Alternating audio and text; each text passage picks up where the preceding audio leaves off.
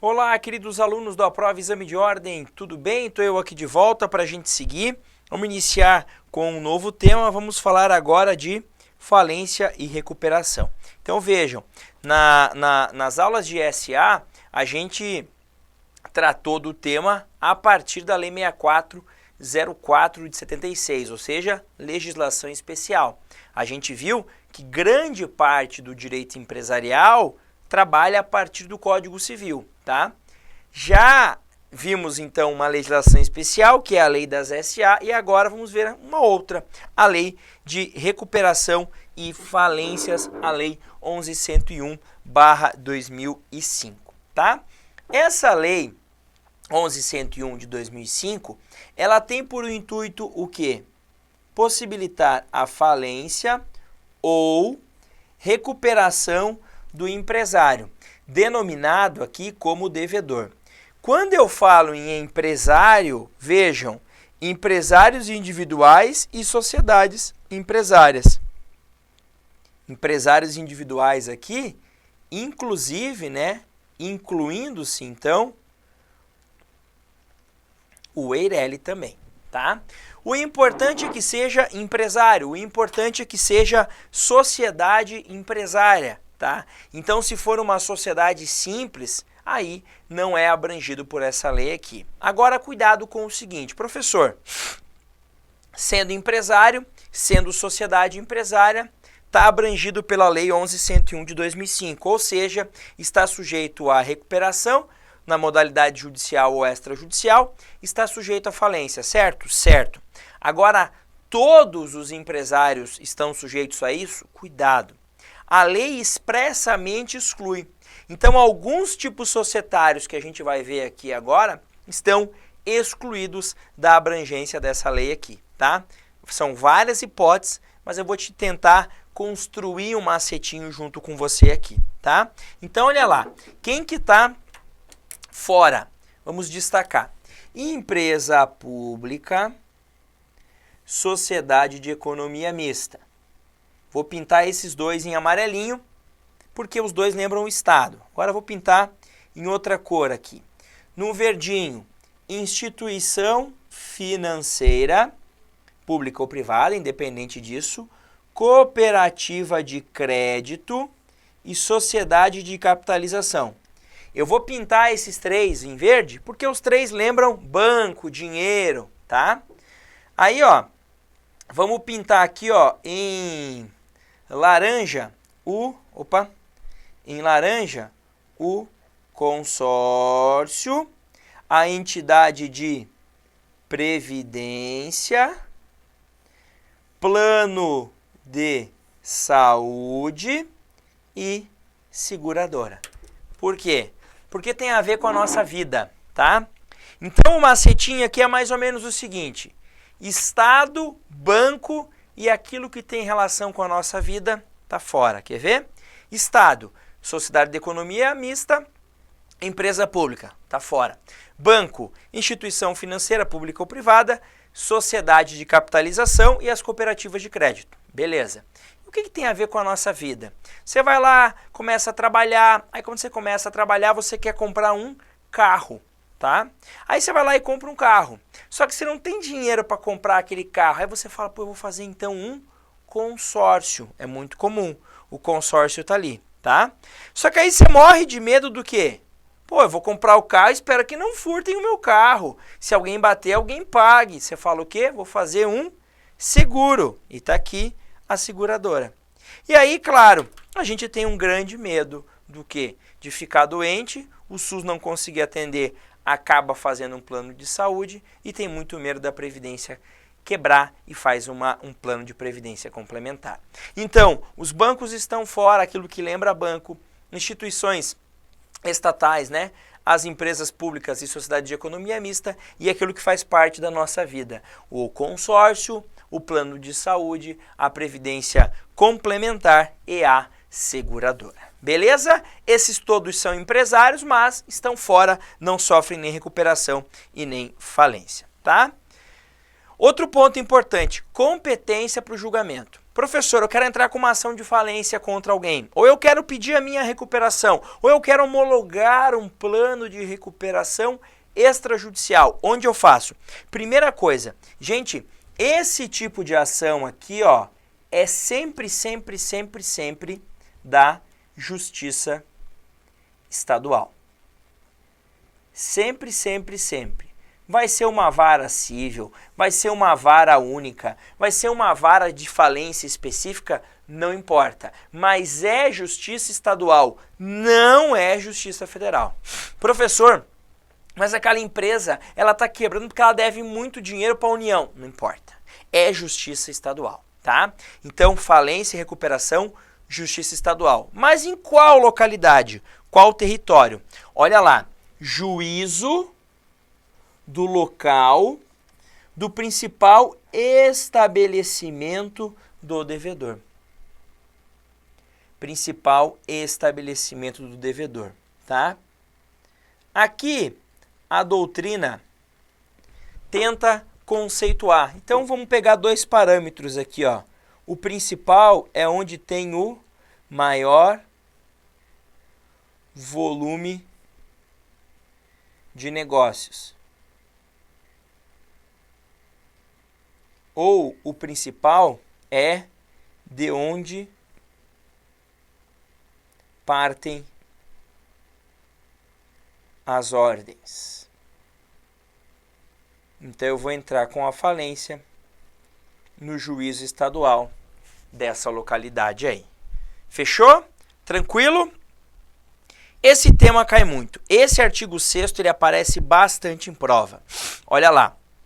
A decretação da falência ou o deferimento do processamento da recuperação, quando o juiz diz assim, ok, defiro o processamento da recuperação. A partir desse momento ele dá uma decisão. Qual é a decisão? Suspendo a prescrição e as ações e execuções contra o devedor, tá? Inclusive aquelas dos credores particulares do sócio solidário. O sócio solidário é aquele sócio, anotem lá, que em razão do tipo societário,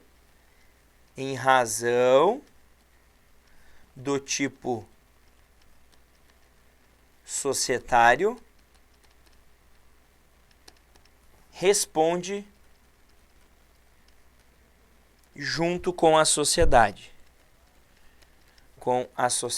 Por exemplo, na sociedade em nome coletivo, isso acontece.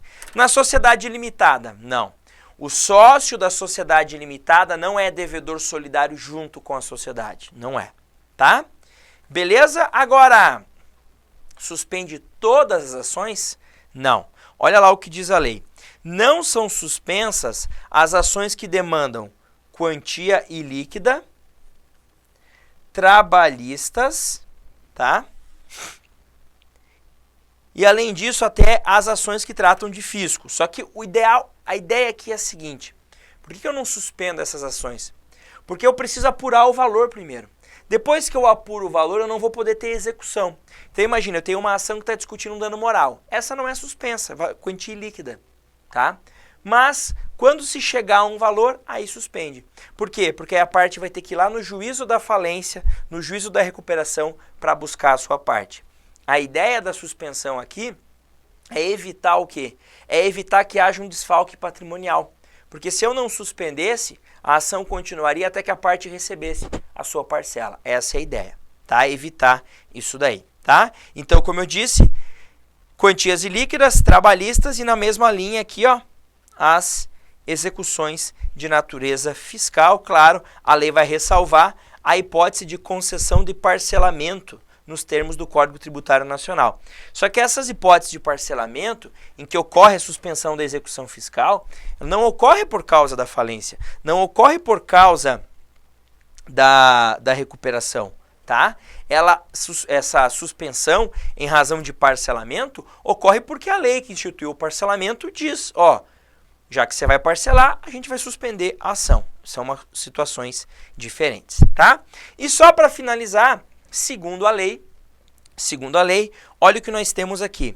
A suspensão, em hipótese nenhuma, excederá o prazo de 180 dias contado do deferimento do processamento da recuperação, tá? Aqui, cuidado. Isso é o que está na lei, mas o STJ flexibiliza esta regra. Ou seja, em algumas situações, o STJ prevê a possibilidade de que haja, digamos, a prorrogação desse prazo, que encerrados os 180 dias, ainda assim mantenha-se a suspensão.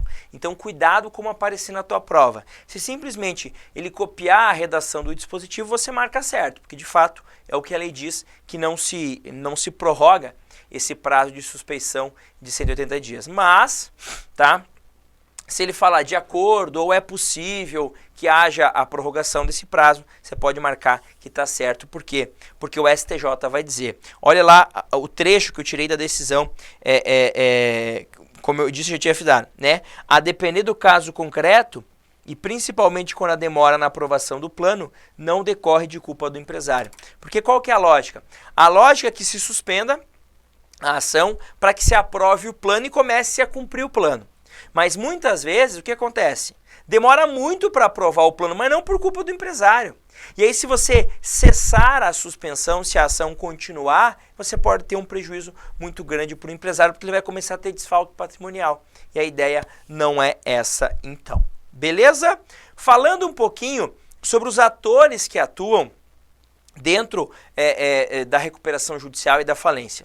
O primeiro deles, isso aqui já caiu várias vezes em prova, é o administrador judicial. Gente, cuidado, tá? O administrador judicial, ele é judicial por uma questão muito simples. Ele é nomeado pelo juiz. Ah, então é judicial por isso? Sim. Não é que ele é judicial porque ele é concursado, trabalha no judiciário, não. Ele é nomeado pelo juiz. Vai cair na tua prova a afirmação de que o administrador judicial é nomeado pelos credores. Errado. De que o administrador judicial é nomeado pela Assembleia Geral de Credores. Errado. O administrador judicial é nomeado pelo juiz. Por isso que ele é chamado de administrador judicial. Tá? Quem será ele, professor? Olha lá, a lei vai falar em profissional idôneo e aqui, cuidado, isso já caiu em prova várias vezes. Preferencialmente. Preferencialmente, anota lá, é diferente de exclusivamente.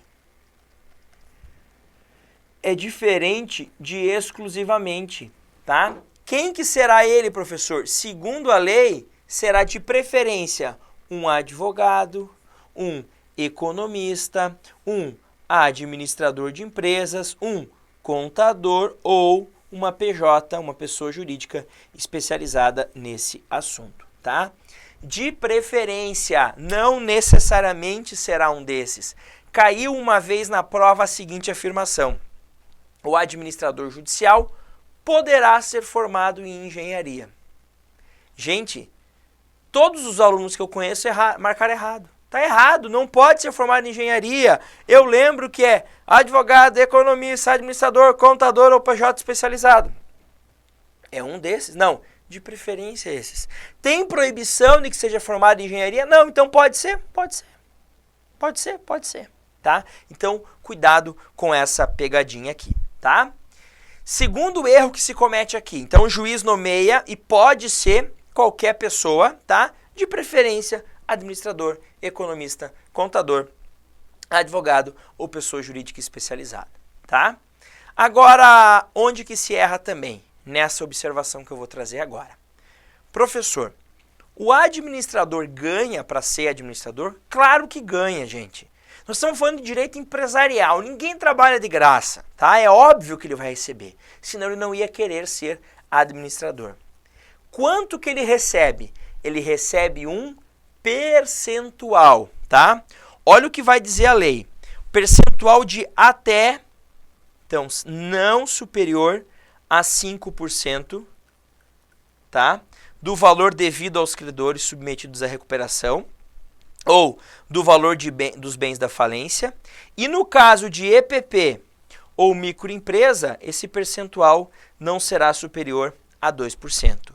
Agora, onde que se erra não é no percentual, é quem fixa, é o juiz. Ele vai te dizer na prova assim, ó, quem fixa são os credores, porque, querendo ou não, vai sair do deles, né, no fim das contas, em última análise. Não, é o juiz que fixa. O juiz nomeia. O juiz diz quanto o cara vai receber e ponto final. Mas é o juiz que paga? Não. Esse dinheiro vai ser pego lá da massa falida. Lá da recuperação, do patrimônio do devedor, do patrimônio do falido. É de lá que vai se tirar esse dinheiro e tem uma ordem de pagamento. Você vai ver depois comigo que o administrador judicial recebe meio antes, assim, ele tem preferência para receber, tá? Beleza? E aí, a terceira sacanagem em relação ao administrador. O que é que o administrador faz? Ele administra a sociedade que está em recuperação ou que faliu? Não necessariamente. Por quê? Quando eu decreto a falência, quando tem recuperação, nem sempre o problema é o empresário. Ou melhor, nem sempre é o diretor, nem sempre é o administrador. Às vezes é uma conjectura de mercado. Aconteceu, tá? Então aquele administrador é bom, eu vou deixar ele lá. Só que às vezes eu tiro.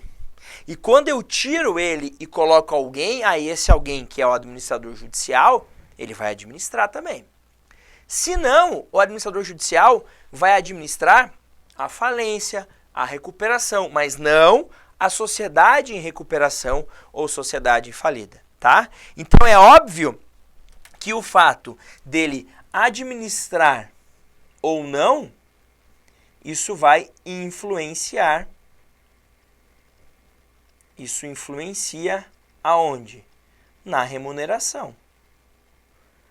É aquela lógica. Se você trabalha mais, você merece ganhar mais. Se você trabalha menos, você ganha menos. Isso é básico, em qualquer lugar do mundo é assim, e aqui também. Então, se você, além de administrar a recuperação, o processo judicial, ainda administra a sociedade que está em recuperação, você merece ganhar um pouco mais. Se você só administra o processo, você recebe um pouquinho menos. Beleza? E para finalizar, Comitê e Assembleia Geral de Credores. Gente, o comitê, conhecido também como Comitê de Credores, primeira coisa, não é obrigatório, tá? Não é obrigatório. Por quê? Porque tem um custo e às vezes não vale a pena você instituir esse comitê, porque se você constituir esse comitê tem um custo e esse custo sai do patrimônio da sociedade em recuperação ou falida, o que vai poder prejudicar os credores na hora de receber. Por isso, quem decide se tem ou não? Os próprios credores. É deliberação dos credores dizerem se vai ter ou não comitê, tá?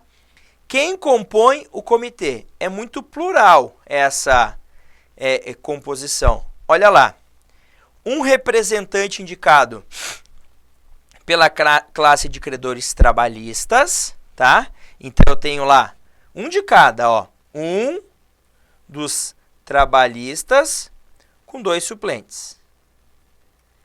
Isso é tudo assim, 1 e 2. 1, classe de credores com direitos reais de garantia ou privilégios especiais com 2 suplentes.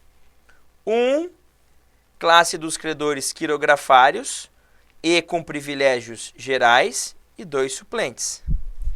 E 1, com mais 2 suplentes, representantes de microempresa ou empresa de pequeno porte com 2 suplentes.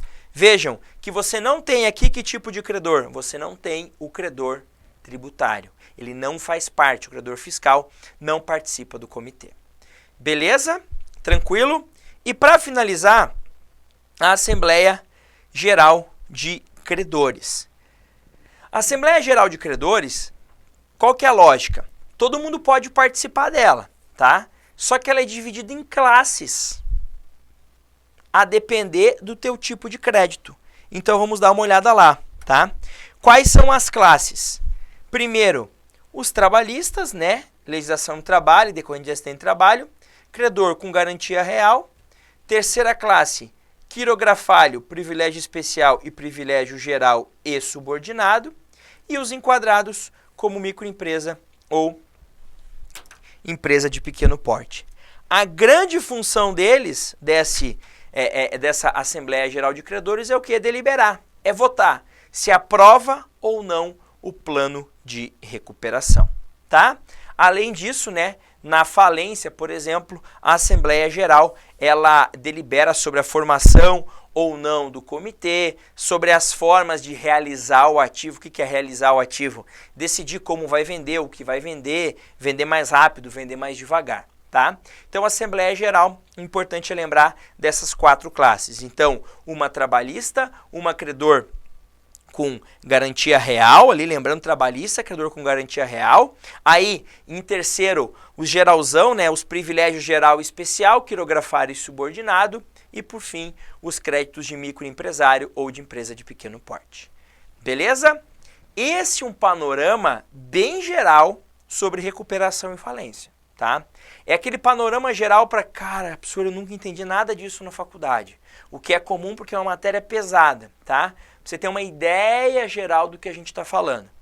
Na volta do bloco, a gente vai começar a especificar um pouquinho mais a recuperação e a falência, trazer os aspectos mais importantes das duas, claro, não tem jeito, sempre olhando para a tua prova, sempre olhando para aquilo que a FGV mais gosta de cobrar. E claro, e aquilo que é factível. Eu sempre digo, não adianta que eu te dar um conteúdo humanamente impossível de você entender para depois te dizer, olha, tava lá você que não entendeu. Não. A gente tem que tentar pegar os aspectos mais simples dessa lei para que você consiga lembrar na hora da sua prova, ok? Um grande abraço, bons estudos e até mais.